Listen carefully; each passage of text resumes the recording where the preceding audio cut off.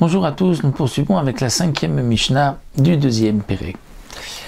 La Mishnah va nous parler maintenant de certaines melachot, de certains travaux que l'on fait dans les arbres, mais cette fois-ci pas sur l'arbre lui-même, mais sur le fruit. Sachin et apagin.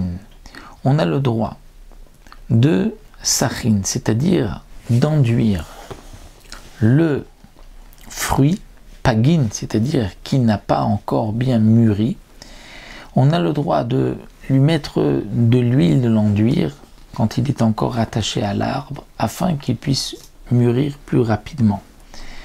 Ou minakvinotan, et on peut faire même un trou. Parfois on faisait un trou et on mettait, d'après la première explication du Barthénora, de l'huile à l'intérieur pour qu'il puisse mûrir. Et d'après une autre explication, c'est simplement pour que la pluie puisse pénétrer à l'intérieur du fruit. Donc ça, on peut le faire ad Rosh Hashanah. Jusqu'à Rosh Hashanah, on peut le faire, puisque même pendant la Shemitah, ce n'est interdit que midé Rabbanan, c'est une tolada de planter, puisque ça permet aussi aux fruits de mieux pousser, puisque ce n'est assour que midé Rabbanan, donc dans la Tosefet Shvi'it, jusqu'à Rosh Hashanah, c'est permis. La Mishnah continue, dit Pagé Erev Shvi'it, c'est-à-dire pagé, c'est-à-dire les fruits. En général, c'est des pagés, des teinim et des figues qui n'ont pas mûri. De Erev Shvi'it, c'est-à-dire de la 6e année, chez Nichnesu la Shvi'it, c'est-à-dire qui ne vont pas mûrir pendant la 6e année, mais seulement pendant la 7e année. Ou bien chez le Shvi'it, les fruits de la 7e année, chez tous les Motsei Shvi'it qui vont sortir dans la 8e année, mais qui ont donc la Kedushat Shvi'it. L'osachin velom nakvimotam. Ces fruits-là, on ne pourra pas ni les enduire d'huile, ni faire un trou, étant donné que ce que nous avons permis, c'était seulement la 6e année pour des fruits qui allaient mûrir grâce à ce que l'huile qu'on mettait, qui allait mûrir avant la Shemitah.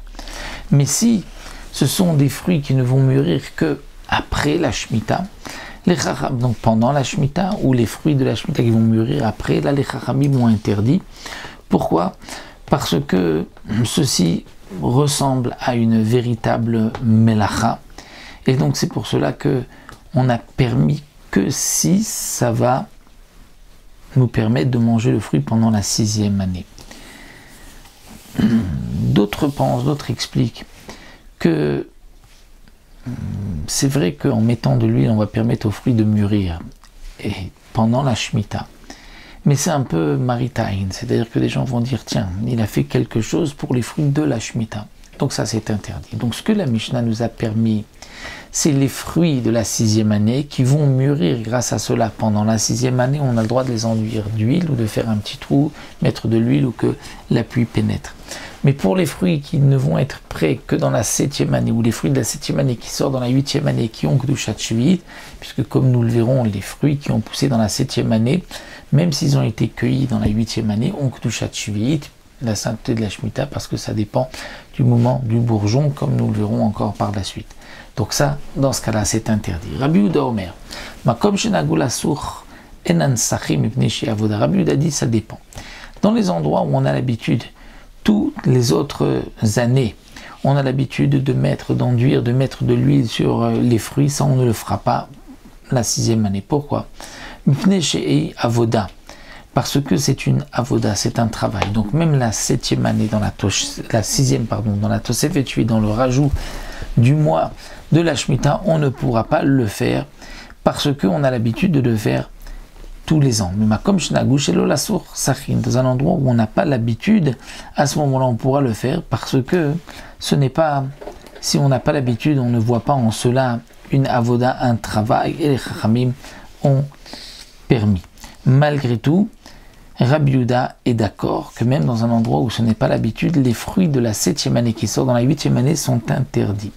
Rabbi Shimon matir ba'ilan mipnei shu rashai bavodat ha'ilan. Alors Rabbi Shimon permet, si nous avons un arbre qui est plein de fruits, et on est ici, dit le Barthénora, à la sortie de la Shemitah, la 8e année, mais l'arbre est plein de fruits qui ont la Kedushat Shvi'it, et donc ces fruits, c'est vrai qu'ils ont la Kedushat Shvit, mais on a terminé la Shemitah et on peut travailler maintenant l'arbre autour de l'arbre, eh bien Rabbi Shimon permettra de faire une melacha pour l'arbre, même si les fruits ont encore la Kedushat Shvit, mais ce qui est fait pour l'arbre sera permis.